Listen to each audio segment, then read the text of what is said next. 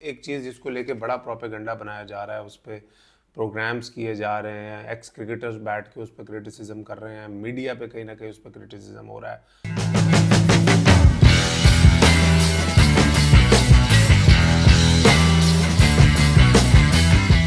अस्सलाम वालेकुम जी, welcome to my YouTube channel. और पिछले 3-4 दिनों से I was actually quite busy और आउट ऑफ स्टेशन था, जिसकी वजह से कुछ चीज़ें थी जिस पे मैं बात करना चाहता था, मगर एक तो टाइम नहीं मिल सका, ऊपर से इंटरनेट का भी कोई थोड़ा इशू चल रहा था। तो आज आई वाज एट होम, तो आई थॉट के उन दोनों तीनों चीज़ों पे मैं बात करूं और अ, उन चीज़ों के बारे में मैं क्या सोचता हूं वो आप तक ज़रूर पहुंचाऊं। एक तो एक चीज़ जिसको लेके बड़ा प्रोपेगेंडा बनाया जा रहा है, उस पर प्रोग्राम्स किए जा रहे हैं, एक्स क्रिकेटर्स बैठ के उस पर क्रिटिसिज्म कर रहे हैं, मीडिया पे कहीं ना कहीं उस पर क्रिटिसिज्म हो रहा है, हमारे मीडिया चैनल्स पर उस चीज़ पे प्रोग्राम्स हो रहे हैं। वो जो बाबर आजम के जो फादर हैं, जिनको हमने पहले भी देखा है, वो सोशल मीडिया पे थोड़ा एक्टिव रहते हैं, स्पेशली इंस्टाग्राम पे। उन्होंने इंस्टाग्राम पे एक स्टोरी लगाई जिसपे उन्होंने बाबर आजम की वो जो ICC T20 team of the year की कैप थी वो लगाई। उन्होंने साथ ये भी लिखा कि यार, एक प्लेयर जो आईसीसी की टीम ऑफ द ईयर में सेलेक्ट हो रहा है, उसको आपने पाकिस्तानी टीम से ड्रॉप कर दिया। और कोई नहीं, बाबर आजम T20 में, नेशनल T20 में, पीएसएल में दोबारा परफॉर्म करेगा और दोबारा कम बैक करेगा। और उन्होंने एक मैसेज दिया हमारे एक्स क्रिकेटर्स को, जो टीवी चैनल्स पे बैठकर बहुत ज़्यादा, मुझे ऐसा लगता है कभी कभी बिलो द बेल्ट जाकर भी बोल जाते हैं रिगार्डिंग बाबर आजम, कि आप लोग पास्ट हैं, आप लोगों ने दोबारा क्रिकेट में नहीं आना। बाबर आजम पाकिस्तान का एक तो प्रेजेंट है, पाकिस्तान का फ्यूचर भी है। तो इस पूरी उनकी जो स्टेटमेंट है उस पर मैं क्या सोचता हूँ, मुझे ऐसा लगता है कि ये एक बाप की स्टेटमेंट थी रिगार्डिंग हिज बाबर आजम। इस चीज़ को लेकर बाबर आजम को क्रिटिसाइज करना, बाबर आजम को धोना इज़ टोटली अनफेयर। और मुझे 100% श्योर है, जितना मैं बाबर आजम के फादर को जानता भी हूँ, जिनको मैं काफ़ी दफ़ा मिला भी हूँ, कि उन्होंने ये स्टोरी लगाने से पहले बाबर आजम से पूछा भी नहीं होगा। That's what kind of a personality that he is. वो इतने एक्सप्रेसिव हैं। और एक चीज़ मैं बता दूं आपको कि एक बाप होता है ना, बाप के लिए उसके बाप के लिए वो बाबर आजम तो सुपरस्टार नहीं है, उनके लिए आज भी बाबर आजम वही बाबर आजम है जिसको हमें याद है कि 2008-10 में जब बाबर आजम क्रिकेट का स्टार्ट कर रहे थे, वो अपने स्कूटर पे लेकर आते थे, बाबर आजम को प्रैक्टिस कराते थे, बाबर आजम वहाँ पे घंटों प्रैक्टिस करता था और स्कूटर पे वो घर लेके जाते थे। उनके लिए आज बाबर आजम आज भी वही बाबर आजम है। आज भी जब बाबर आजम कहीं परफॉर्मेंस नहीं देता, बाबर आजम कभी ड्रॉप होगा, तो उनको उसी तरह दुख होगा और उनको वैसे ही लगेगा कि मेरे बेटे ने दोबारा टीम में आना है, उसमें दोबारा मेहनत करनी है।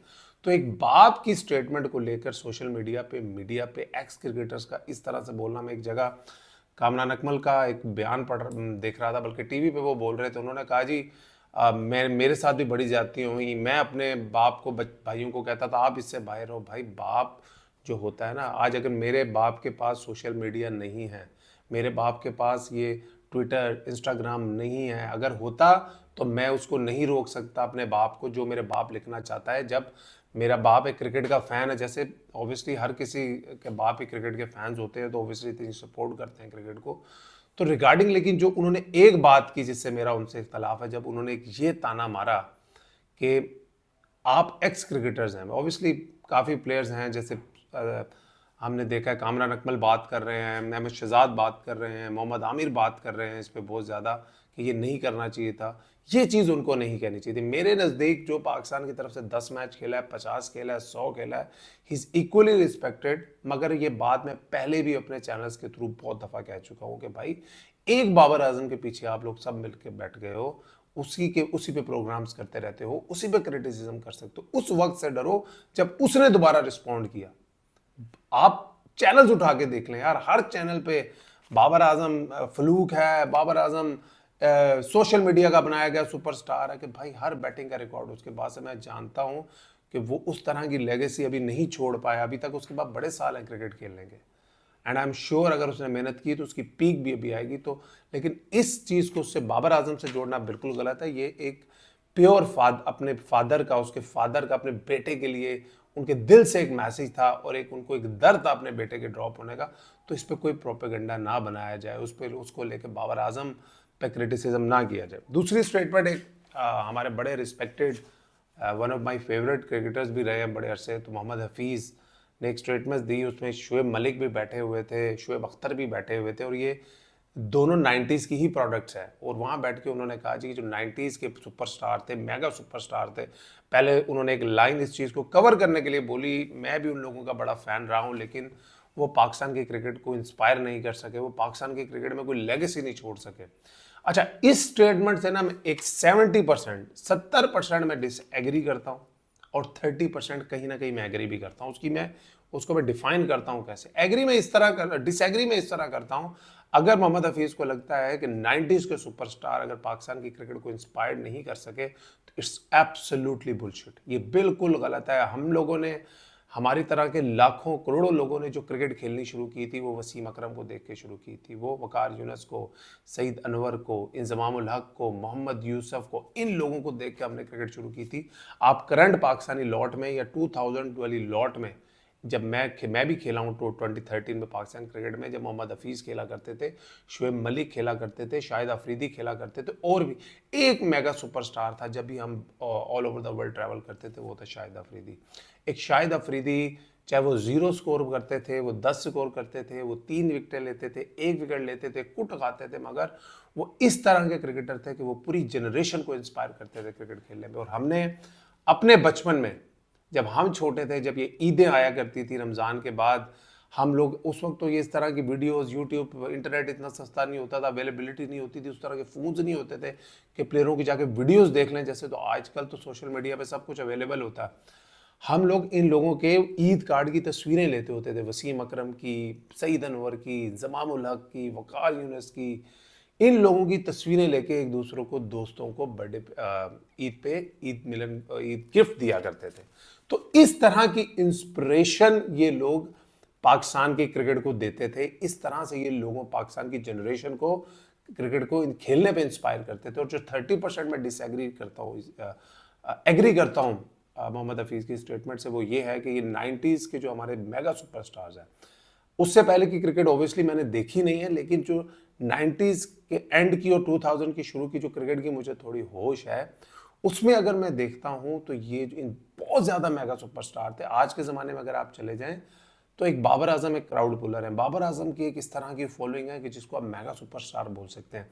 अगर आप एक डेकेड पीछे चले जाते हैं तो शाहिद अफरीदी एक इस तरह की पर्सनैलिटी थे या इस तरह के क्रिकेटर थे जिनकी एक बहुत ज़्यादा एक्स्ट्रॉर्डनरी फैन फॉलोइंग थी। लेकिन अगर आप उससे पीछे चले जाएं, वो 90s और अर्ली 2000 में उधर सकलान मुश्ताक की बहुत फॉलोइंग थी, इंजमामुल हक की एक्स्ट्रॉर्डनरी फॉलोइंग थी, सईद अनवर को एक टाइम पे सचिन तेंदुलकर से कंपैरिजन किया जाता था, नेक टू नेक वो चलते थे। और हम पाकिस्तानी बच्चे होते थे उस टाइम, हम लोग बस यही देखते रहते थे पूरा साल, सईद अनवर की कितनी सेंचुरी होगी और सचिन तेंदुलकर की कितनी सेंचुरी होगी।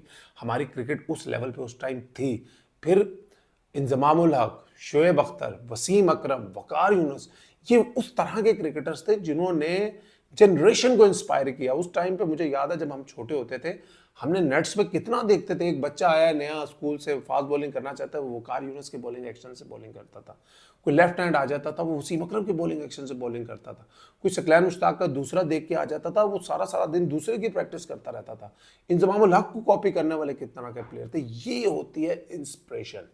लेगेसी आपने बोला कि ठीक है जी, आईसीसी के आप इवेंट्स नहीं जीते, और लेकिन एक बात उस चीज़ पे मैं हफीज़ भाई को एक चीज़ क्लियर कर दूं कि हफीज़ भाई, जब ये लोग ग्रेट्स ऑफ द गेम खेलते थे ना, उस टाइम ना तो T20 क्रिकेट होती थी, ना उस वक्त आईसीसी चैंपियंस ट्रॉफी होती थी। मेरा अभी भी मानना है T20 वर्ल्ड कप जीतना और आईसीसी चैंपियंस ट्रॉफी जीतना is far far far far more easier than winning a 50 over world cup. उसकी वजह बताता हूं मैं आपको। आईसीसी चैंपियंस ट्रॉफी और T20 वर्ल्ड कप इस फॉर्मेट में खेले जाते हैं कि आपने एक अच्छा मैच जीतना होता है, एक अच्छी टीम को आपने मैच हराना होता है और आप सेमीफाइनल में आ जाते हो। Then semifinal, final, it can be anyone's game. आप दोनों के फॉर्मेट चेक कर लीजिए। जब आपको 50 ओवर का वर्ल्ड कप खेलना होता है ना, आपको 1.5 से 2 महीने रेगुलरली अच्छी क्रिकेट खेलनी पड़ती है, टफ क्रिकेट खेलनी पड़ती है, तगड़े मैचेस खेलने पड़ते हैं। आप जीतते हैं, आप हारते हैं, आप कम बैक करते हैं, आप उठते हैं, आप गिरते हैं, फिर जाकर आप 50 ओवर का वर्ल्ड कप जीतते हैं। मुझे ऐसा लगता है कि इन मेगा स्टार्स के अगर जमाने में T20 क्रिकेट होती और आईसीसी चैंपियंस ट्रॉफी अगर उस टाइम पे 3-4 हुई होती, तो इन लोगों ने भी लाजमी इस तरह का कोई इवेंट जीता होना था। जैसे ट्राई नेशन सीरीज वो ऑस्ट्रेलिया में होती थी, और जगहों पे ट्राई नेशन सीरीज कितनी पाकिस्तान के 90s के प्लेयर्स ने जीती है।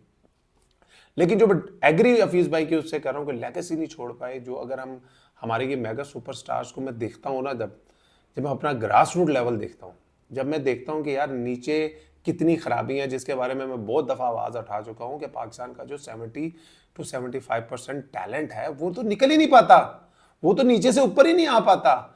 हम लोगों को पता है कि नीचे सिस्टम में, क्लब पॉलिटिक्स में, डिस्ट्रिक्ट पॉलिटिक्स में कितनी खराबियां हैं जिसकी वजह से प्लेयरों के फ्यूचर, उनकी जिंदगियां बर्बाद होती हैं। तो इन लोगों ने नहीं देखी होंगी, इन लोगों ने हमसे ज्यादा देखी होंगी, क्योंकि जब जिस जमाने में ये लोग आए थे ऊपर क्रिकेट में, उस वक्त तो ये पॉलिटिक्स और ज्यादा होती थी।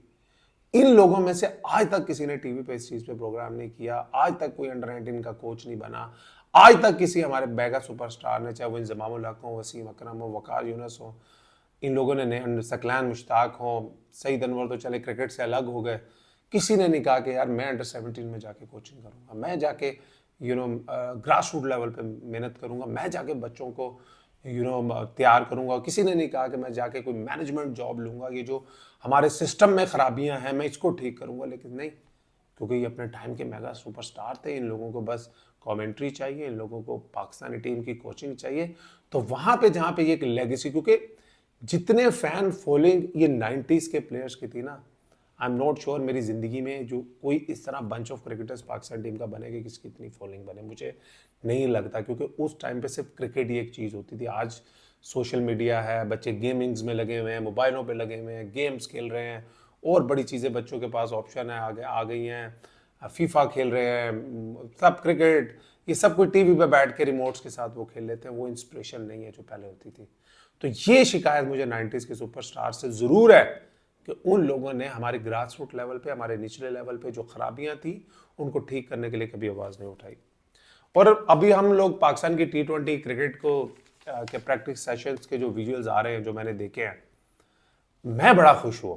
ऑनेस्टली बताऊं, जितनी प्रैक्टिसेस मैं देख रहा हूं कि पाकिस्तानी प्लेयर्स की जो प्रैक्टिस सेशंस हो रहे हैं वो हवा में खेलने के हो रहे हैं, वो स्लॉगिंग के नहीं हो रहे हैं, वो ओपनर्स भी हवा में खेल रहे हैं, over covers, over mid of, इस तरह की प्रैक्टिस। जब बात करते हैं ना इंटेंट की, इंटेंट का मतलब है आप करना क्या चाह रहे हो। एक चीज है आप करना चाह रहे हो, एक चीज है कि आप में वो करने की स्किल भी है।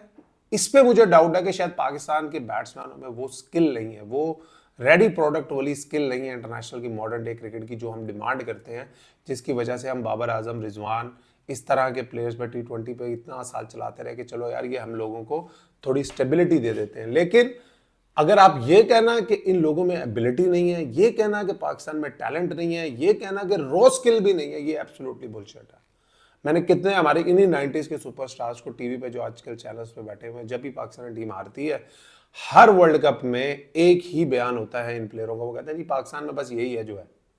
यार आप लोग इतने बड़े सुपरस्टार्स हो, इतनी करोड़ों की तादाद में फॉलोइंग है आपकी, लोग आपसे इंस्पायर्ड हैं, आप लोगों ने कभी कहा कि यार हम जाते हैं ग्रास रूट लेवल पे? बस वसीम अकरम भी कई दफ़ा आके टीवी पे बोलते हैं मैं गालियां नहीं बर्दाश्त कर सकता। आप ना बने पाकिस्तानी टीम के कैप्टन, आप आए नीचे ग्रास रूट पे काम करें। पीसीबी को भी चाहिए कि इन लोगों को इनके टैलेंट और इनके नाम के हिसाब से पे करें, लेकिन ये सिर्फ टीवी चैनल्स पे बोलने की हद तक है, कोई नीचे आके काम करना नहीं चाहता। आप नीचे ग्रास रूट लेवल पे उन्हीं क्रिकेटर्स पे, जो फर्स्ट क्लास क्रिकेटर्स होंगे या फाइनेंशियली स्ट्रगल क्रिकेटर्स होंगे, उन्हीं को काम करता देखेंगे। और वो अपनी ताकत में, क्योंकि उन लोगों के पास इतनी ताकत नहीं होती किसी चीज़ को वीटो करने की, वो उस तरह काम करते रहेंगे। अब बात कर लेता हूं मैं, अब बात कर रहे हैं जी पाकिस्तान इंटेंट शो करना चाह रहा है, जिस पे बाबर आजम के अब्बू ने भी एक जब स्टोरी लगाई कि यार मेरे बेटे को ड्रॉप कर दिया, वो आईसीसी टीम का हिस्सा था, फलां फलां फलां, तो अंकल बाबर आजम को इसलिए ड्रॉप नहीं किया गया कि बाबर आजम की परफॉर्मेंस नहीं है, या बाबर आजम प्लेयर नहीं है, या बाबर आजम नेशनल T20 में 2 सेंचुरियां बना देगा तो टीम में आ जाएगा। बाबर आजम परफॉर्मेंस की वजह से बाहर नहीं हुआ। बाबर आजम और रिजवान जिस वजह से बाहर हुए, पाकिस्तान अपना T20 क्रिकेट को खेलने का तरीका चेंज करना चाह रहा है। इतने सारे आईसीसी इवेंट्स हम लोगों ने खेल लिए हैं, कभी क्वार्टर फाइनल, कभी लीग स्टेज, कभी सेमीफाइनल, कभी एक दफा फाइनल भी खेले। अब वो लाइन क्रॉस नहीं हो रही ना।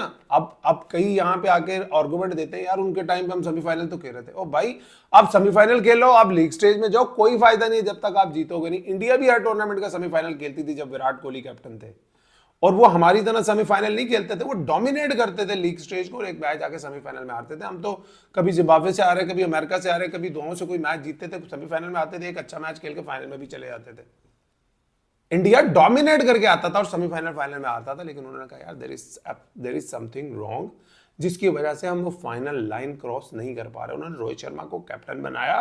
रोहित शर्मा ने कहा कि यार ये चीजें हैं, हम लोगों को फेयरलेस होना है, I will lead from the front, मैं फ्रंट से लीड करूंगा, फिर मेरी जो आर्मी है मुझे बैक करेगी। लेकिन जब पाकिस्तान ये चीज करना चाह रहा है तो आपने कैप्टन किसको बनाया?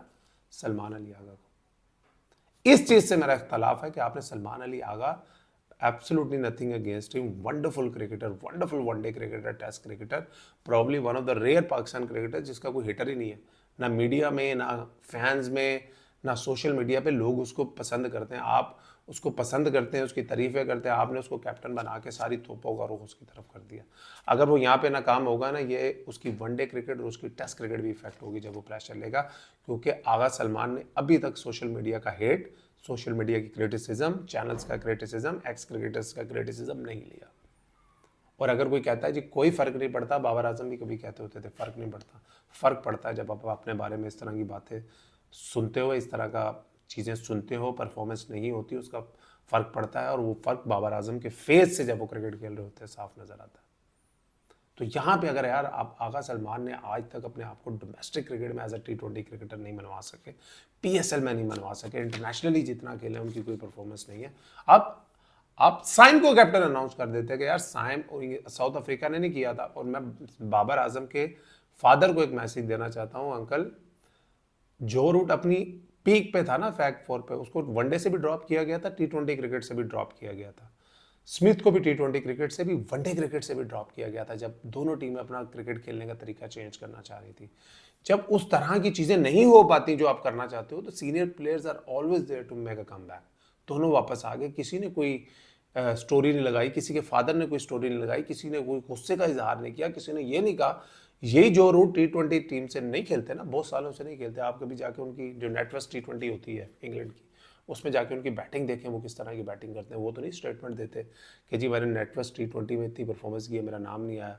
या स्मिथ जाके जब बिग बैश में जिस तरह का खेलते हैं, उन्होंने तो नहीं आगे कहा कि जी ये मेरी इतनी बिग बैश में इतनी परफॉर्मेंस है, मुझे कंसिडर नहीं किया जा रहा। उस्मान ख्वाजा ने एक दफ़ा 3 मैचों में 3 सेंचुरियाँ कर दी थी बिग बैश में, और वो T20 टीम के करीब करीब भी नहीं थे। तो इस तरह की चीज़ों पर काम करने की ज़रूरत है।